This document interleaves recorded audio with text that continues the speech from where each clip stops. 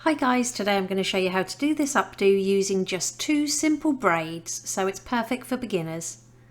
To start, divide the hair in half about eyebrow height and clip that top section out of the way for later.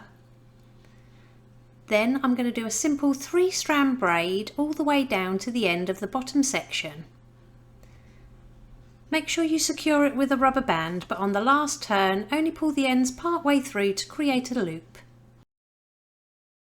Take the loop and we're going to roll it up the braid until we meet the head.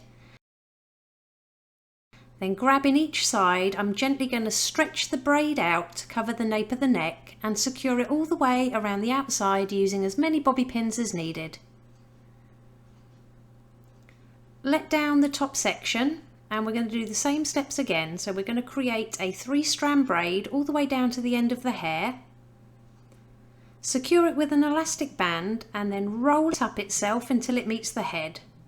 Gently grab each side of the braid and pull it in opposite directions to spread that braid apart.